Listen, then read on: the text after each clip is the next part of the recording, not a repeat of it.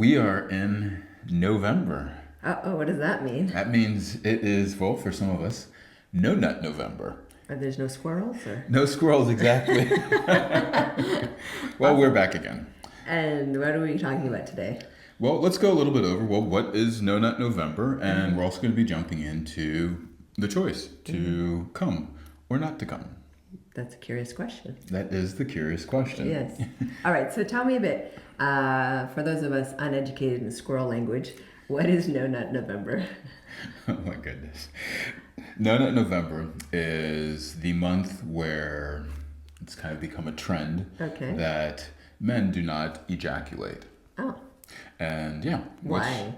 Well, I think the idea is to kind of practice discipline. This is the thing. I think there's kind of a conflation with No Nut November, no FAP, that if you masturbate, which means you're also going to ejaculate and you're also going to watch porn. Okay. And these three sort of like are the perfect storm that come together, and they're sort of inseparable. Okay. So to have a No Nut November in one ways is a way to go, okay, well, I'm cutting out my masturbation so that way I can maybe get over porn addiction, and I can also get over my addiction to ejaculating. So it's a positive thing, or at least the intention. The intention, I would say, is positive. Okay. However, there was a recent study, and they're looking at the latency of ejaculation during a sexual experience with a partner.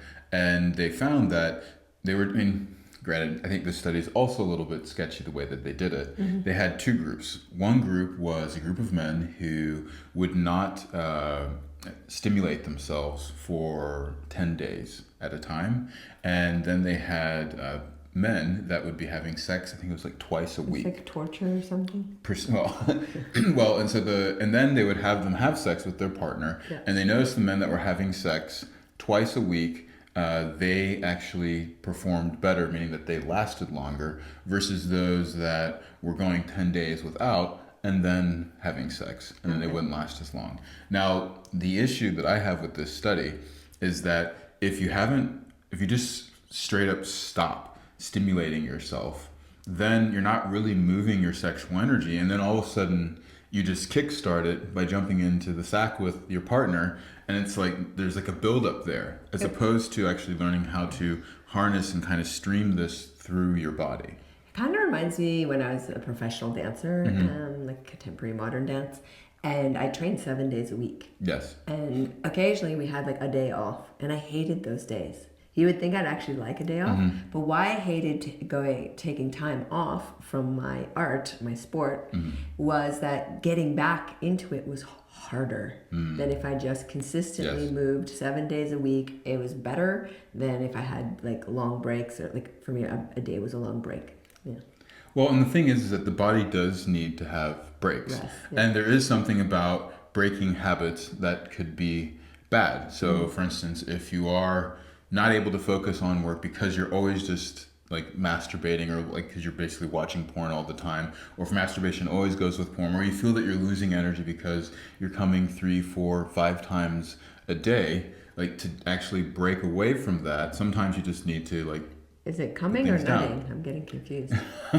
So yes, nut is a slang for coming, which is also a slang for ejaculating. Not everyone knows actually even the word come is. All right. So that's what I want to ask. Like, what do we mean by coming? Because I remember, I think it might have even been my first sexual experience, or somewhere in the early days, a lover, like afterwards said, so, did you come?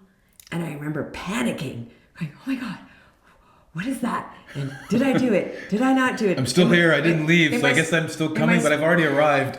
Am I supposed to do it? Am I not supposed to do it? But something in me said, just say yes. Just say yes. Whatever the case is, say yes. And I was like, yes. He's like, oh, thank God. I was like, okay, I said the right answer, but I still completely lost. And it took me years to figure out like what coming meant, at least for me as a woman. And essentially it's related to having an orgasm. Yes. And in those days, the way orgasm was described, I didn't believe I was having them.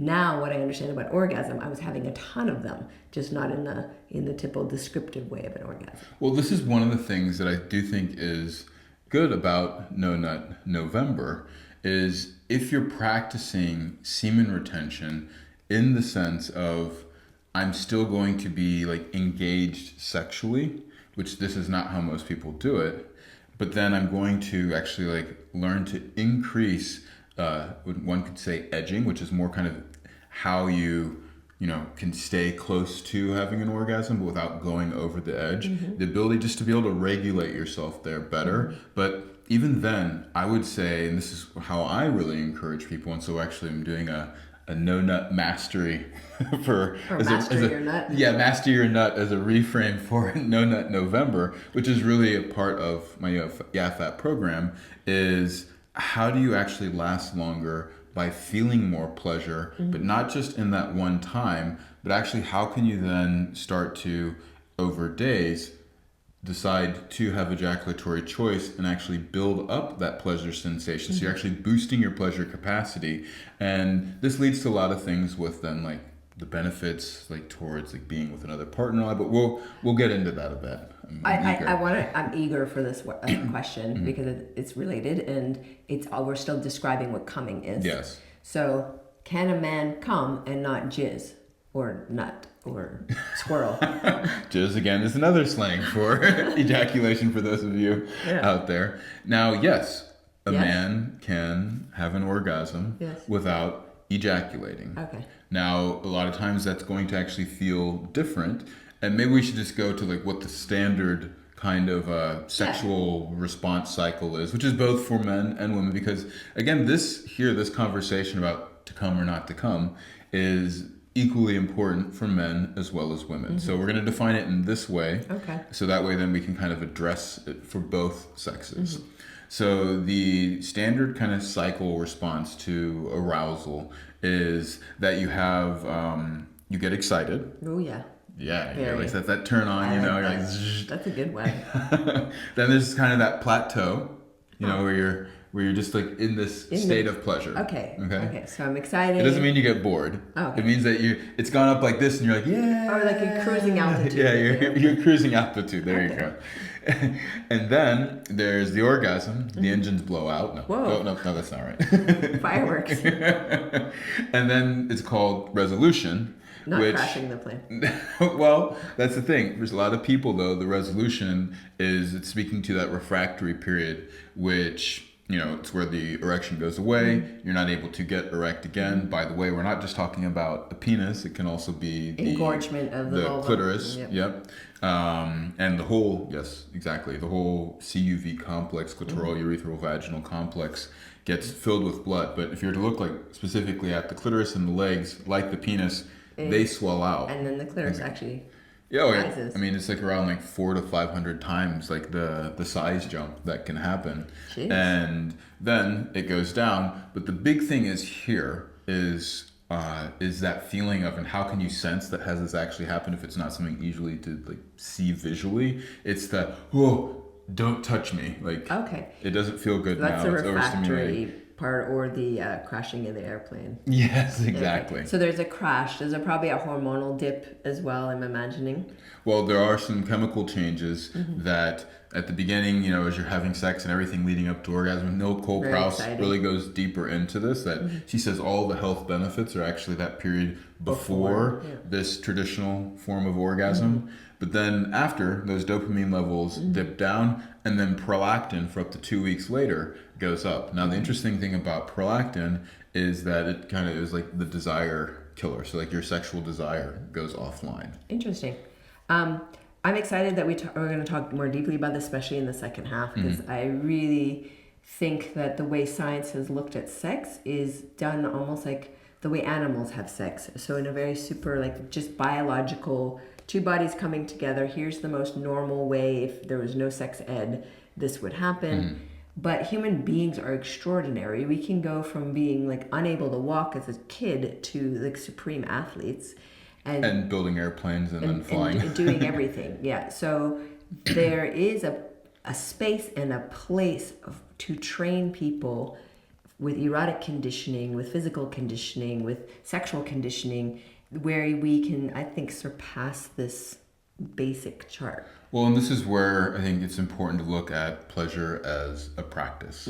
And even if you were to look at self-pleasuring as a training grounds to have incredible Well, sex. that's what you're doing with the FF. Exactly. But also, ladies, this is also for you. How we touch our bodies is essentially how we train our bodies to respond in an intimate sexual experience. So if the only time you touch your body is like, I need to get one off, it needs to be quick, and you get a little zap and you buzz out and then you crash, you're literally consistently training your system that that's what happens when you go into a sexual practice.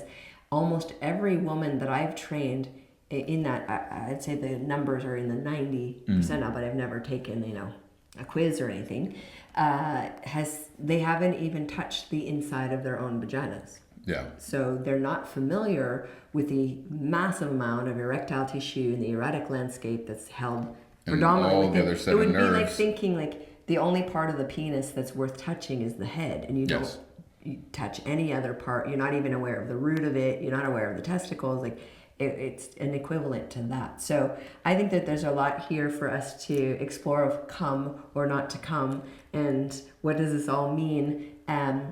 And are there side effects for training our bodies to come without ejaculating? Like, I'm just curious about all of that. So, Well, and this is the thing that I think is really nice about the No Nut November. It's even just by taking the time to not be orgasming or not to be ejaculating, having this refractory period every single day, or just doing this as an experiment of like, well, what just happens for the month? Try something out, see what it's like. I just think that there's another way that this could be done even more intelligently. That means you don't need to actually take yourself sexually offline, because you can notice that if you actually continue to do the sexual stimulation, even after having these ejaculatory, and I'm gonna say a peak orgasm, Okay. because that there's that drop off. This way we ladies can be have talking that too. precisely. The clitoral orgasm is a peak. Because this is The different than ejaculatory female orgasm ejaculation. is the Yes. peak. So we're specifically looking at coming as the typical peak peak orgasm. Okay. So this peak orgasm where you're like, oh, low desire like kicks in, also you're like, don't touch me anymore. There is a psychological component that happens to that, where you literally like also maybe don't want to engage with your partner as much. Yeah. Not just physically, but just emotionally, intimately. Yeah, you almost repulsed. People like can even turn away right immediately after, Yeah. or for days after. A lot of people talk about having low energy, Yeah. maybe being a Being bit grumpy. lethargic, lazy, Yeah. not wanting then to kind of engage with the rest of life either, like Yeah. outside of the bedroom. So And like it's not work. true for everyone. I No. think everyone's, the way our physiology is individually is really unique. There's a big spectrum, because I've definitely met guys like, it's a really big deal, and they're in that kind of peak mode where it's just a really big deal and they've got to get to that, and then there's nothing. It's just like, it's finished, it's done, forget it. I'm like, forget it? Like, whoa, okay. And then there's other guys where it's like, yeah, I'm good, woohoo, all right, I need to Eat do a little something, bit. let's go again. I'm like, what? Wow, that's cool. And it's not an age thing. I've not seen it age related. I've seen it. It's just, so we need to learn, like, what is my physiology? How do I respond? How can I work with myself? So No Nut for the men, No Nut November, is more of an invitation to become masterful with your arousal, with your pleasure, with your orgasm. Well, that's why I call it Nut Mastery, Yeah. No Nut November, Master to give your that nut. thing. Master your nut, yes. And then for the ladies, I think it would be an interesting of like, instead of no nut, I guess it could be like no vibe November, because if we had a break from the entrainment of the peak orgasm associated with the clitoris, and could we map out some new ways of experiencing sensation? I think that could be really wonderful. I mean, maybe it should just be called No Peak November. I love that. I remember. So let's talk for a second. A while back we had Dr. Lauren Davis on one of our Instagram lives. Yes. And we were both super excited to hear about her medical perspective on orgasm and pleasure. And one of the things that she pointed out to us, we were aware of before, but I just loved the way she succinctly pointed Put it out. with the nervous system, yeah. She put it with the nervous system, and how the majority of us, okay, so let's describe the nervous system. There's a sympathetic, which is the arousal side, and that's Yeah. also what goes online with stress and responding to life. So Actually, fight, it's you're flight, awake. fright, or freeze, Yeah. and fawning. But it's also like you need it. You need Absolutely. arousal to function. So it's not like a horrible thing. It just, if you're too aroused for too long, it's actually then not great. And that's where the traditional orgasm happens, is in the sympathetic state. But she was also talking about the parasympathetic system, which is actually designed for rest and sex and Digestion, and all that. and when you start to actually get aroused and your erection starts, you actually go into the parasympathetic. Exactly. Which is different than how we normally think about it, which is like, let's go ahead and get this up and going. Yeah. So, what is the impact if we were to look at, if we're typically with the peak orgasm, we start in the parasympathetic, because without that we can't even get an erection, from what I understand, because the blood will not flow to the genitals if you're stressed. Yes. So you need a little bit of relaxed arousal in the start, but then we kind of shift into faster and faster breathing, shallower breathing, which is for the physiology of the body that indicates stress. It's the same thing as like running away, and that kind of thing. So then we go into the sympathetic response, which usually pushes people over into that peak orgasm much faster. I liked the sound effects you did there. It's kind of a little bit hot. So then how do we combine that where we don't use the sympathetic to get to the orgasm? Well, first of all, she described the orgasm that happens in the sympathetic state a little bit like overriding your nervous system. If you're kind of like creating that forced orgasm, you're like, I want to have this orgasm, I'm going to make myself have it. Maybe you're really like whiming up the vibrator, or if you're a guy, you just start like really going at it with the death grip on your hand, and like you said, you get the sound effects that you made, and then you're like, and then after that you're like, okay, now I'm done running, like just stop touching, and you just connect. I just flashed to a video. In Instagram we get a lot of dick pics, but one time I got a dick video.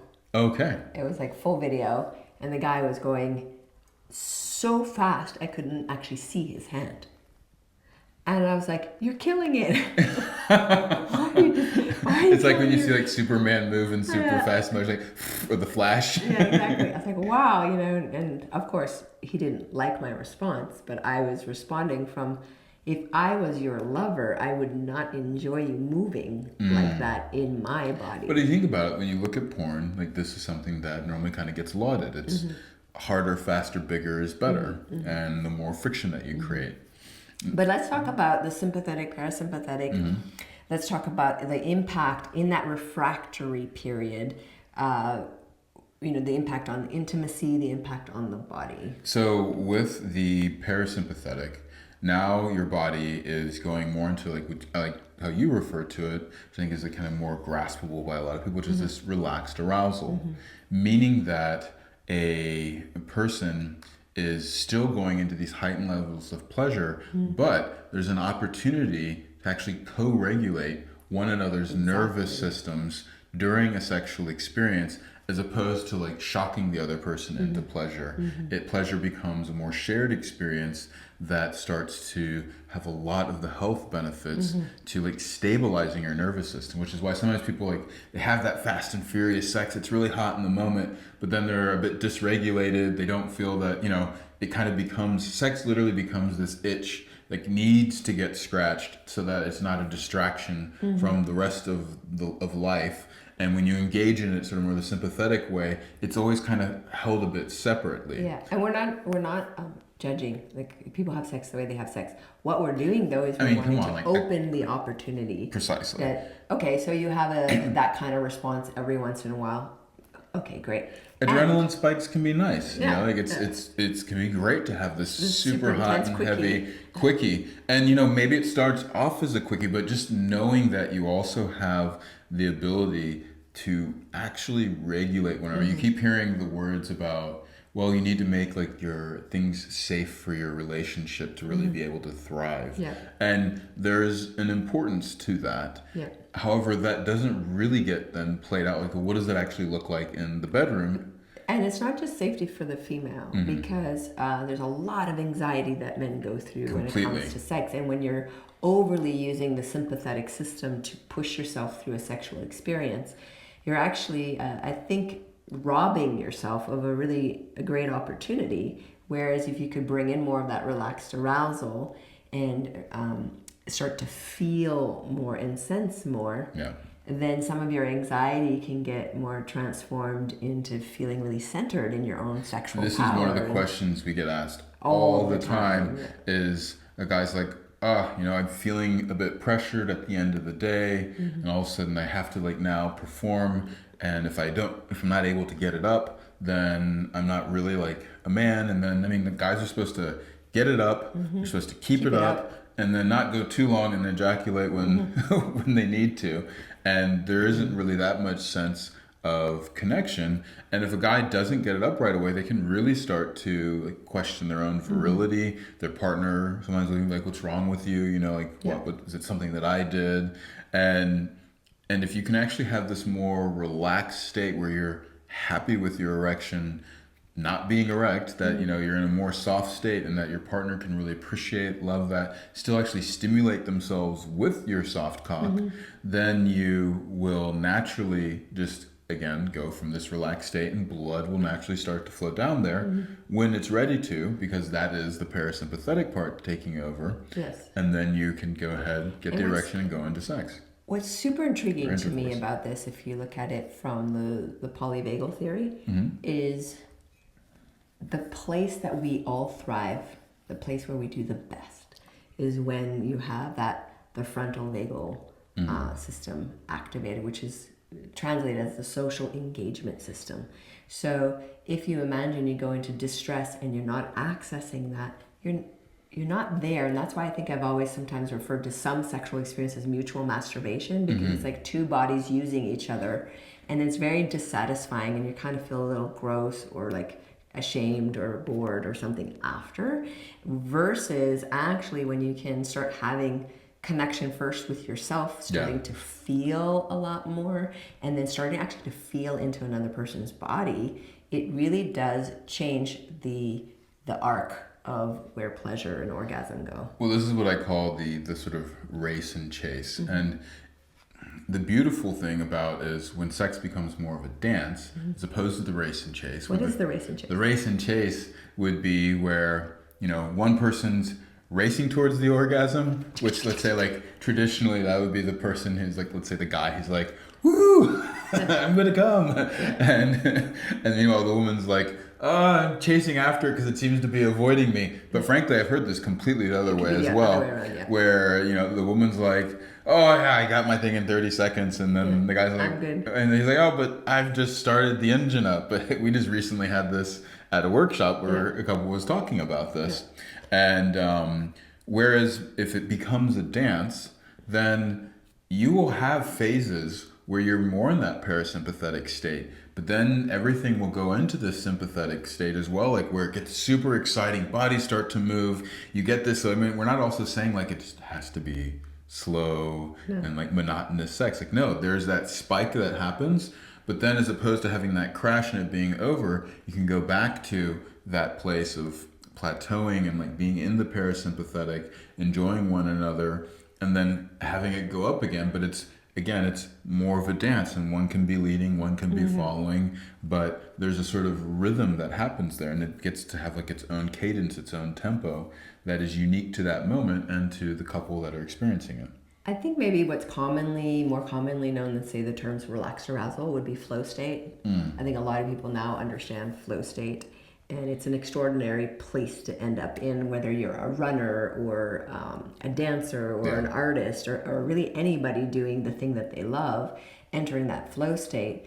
And in that space, it's like time ceases to exist and you start accessing different things. And relaxed arousal is a combination of being awake, being present, being engaged, but also being relaxed in that engagement. I mean, you're a dancer, so I love how you make a lot of these dance analogies. I imagine this would be where you just go out on the dance floor and you're doing like all of these super energetic movements, and you're maybe coordinated with the person or not, but it's just a ton of energy and you get quite tired quickly, versus your bodies get in tune with each other And then there is this sort of flow. Things get a little bit more timeless. You're kind of in this altered state. Yeah. You don't know how long it goes, but it can speed up, it can slow down. Sometimes you want it to go on forever. And so that, I think, is for people to get that idea of what that Yeah. flow state is, or maybe if you're an athlete or a musician, where you just like become one with the music or the sport that you're doing, and you're not noticing this huge effort because your body literally relaxes into it, even though from the outside there's Correct. complete Correct. adaptability. I just want to make that clear that relaxed arousal isn't sleeping. Relaxed arousal can be a beautiful hike up a mountain where you're really engaged in moving your body, but you're doing it from a really relaxed place. You're not forcing anything. So your body's actually experiencing rejuvenation in the act of engagement. So before we switch over, Oh, I can't wait. I have so many stories. definitely this is going to be good because, well, what are some of the things that we're going to talk about in the next? Well, I want to I would like to explore what is the downside of just having one orgasm, because sometimes that's only one person has an orgasm, and then, or maybe both are only having the one. We're going to talk about that in this part or the next part? The next part. Okay. And then one of the things that seems to be important to me as a lover is, how do I support my partner when he has released the ejaculate? So not just orgasm, but ejaculated. What is that post-coming care? How do I support rebuilding a sexual charge? Because that's the part that's very interesting for me. So I'd love to talk about that. There's definitely going to be some interesting stories. I have quite a few stories. Also, you had mentioned too that you wanted to talk about how to actually support a partner during the sexual experience. Yeah, so there's a couple of phases where initially, if your partner's learning to last longer, you're going to need to adapt some of your movement. You're not denying yourself pleasure or denying yourself sensation, but adapt your movement, becoming so sensitive and aware of what's happening with the movement of the bodies that your movements become something that actually uplift and support your partner instead of limiting them. And also that comes with then adapting the way that you directly experience pleasure as well, because you're not going into that sympathetic, which has a tendency to drive the other person there. Yeah. But we'll go into some of the how of that. And then I wanted to add to that, once you've achieved that, you can actually then go into challenging your partner so that they can. All right. Well, we gotta save these things. Yeah, but I'm just saying, I want to do that, and then I actually think we should share a technique. I think we should definitely share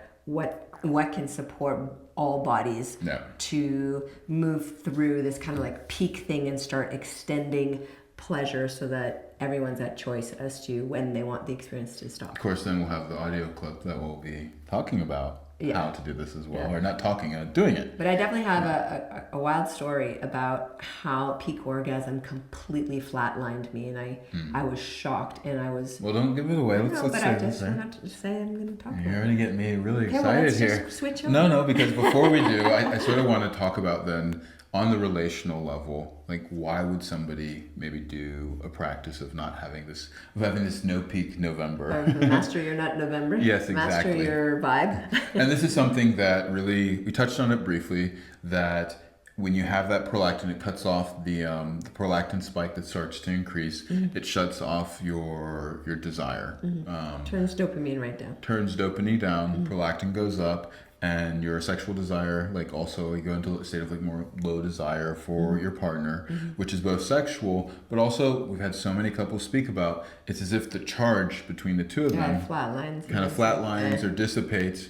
Or if you're not looking at that, it doesn't really dissipate things, playing and looking at it the other way is that this is an ability to engage with one another and actually build up that charge. And that's why I think it's important when you do this, as opposed to just focusing on no nut, as opposed to like nut mastery or master your nut November, or learning to as a woman to be able to have these experiences where you're then not having that peak orgasm, even if you're just testing it out for that month, is looking at like the positive side of things, which is, whoa, does this actually optimize and like increase the charge? Maybe you don't notice the charge goes down that much or at all, but can you actually increase this charge? And so look at this as a practice as opposed to avoiding the down. It's like, well, how can I make what we have even more sensational, even more incredible? And just experiment with it, like instead of all of November, try for November to do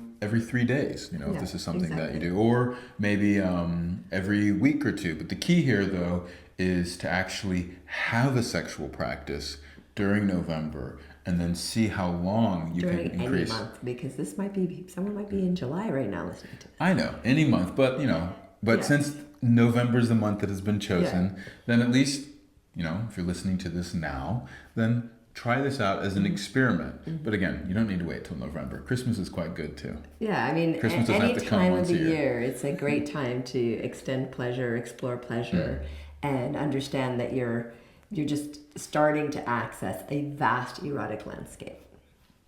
Well, let's go ahead then and switch on over. Okay. To join us for the complete and explicit version of the podcast, simply upgrade your membership and gain instant access.